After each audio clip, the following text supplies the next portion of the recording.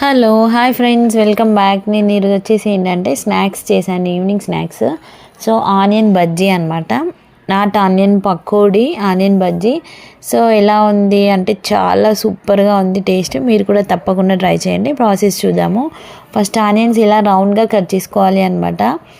So pakodi అయితే చిన్నగా cut చేసుకుంటాం కదా, అలా కాకుండా ఇలా రౌండ్గా కట్ చేసుకొని, ఇది వచ్చేసి శనగపిండి అనమాట. దీంట్లో వచ్చేసి కుకింగ్ సోడా, ఇది మాత్రం కంపల్సరీ కదా. ఇది వచ్చేసి కొంచెం టేస్ట్కు ఓమా, ఇది వచ్చేసి టేస్ట్ తగ్గట్టు సాల్ట్, ఆ తర్వాత కొంచెం కుకింగ్ సోడా యాడ్ చేసుకుంటున్నాను. సో ఒకసారి ప్రాపర్గా మిక్స్ చేసిన తర్వాత కొంచెం మనకు రెడ్ చిల్లీ పౌడర్ కొంచెం ఒక హాఫ్ స్పూన్ యాడ్ చేసుకొని ప్రాపర్గా మిక్స్ చేసుకొని వాటర్తో మనం బజ్జీ కంటెంట్ ఎలా ఉంటుందో ఆ ఫ్రీక్వెంట్లో మనం ప్రాపర్గా మిక్స్ చేసుకుంటే చాలా సూపర్గా ఉంటున్నాయి అన్నమాట. పిల్లలకి ఈవినింగ్ టైంలో ఏదో ఒకటి కావాలని అడుగుతున్నారు.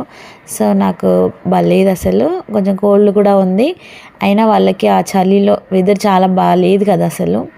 సో అందుకనేసి ఇలా చేసేసి సింపుల్గా ఆనియన్ బజ్జీ అనేది చేసి ఇచ్చాను వాళ్ళకి. చూడండి, చాలా ఈజీగా మనకు ఒక 10 మినిట్స్లో అయిపోతుంది. ఇలా ఆయిల్ హీట్ అయిన తర్వాత మనం బజ్జీలు వేసుకోవడమే. ఎమ్మి ఎమ్మి ఆనియన్ బజ్జీలు మనకు రెడీ అయిపోతాయి.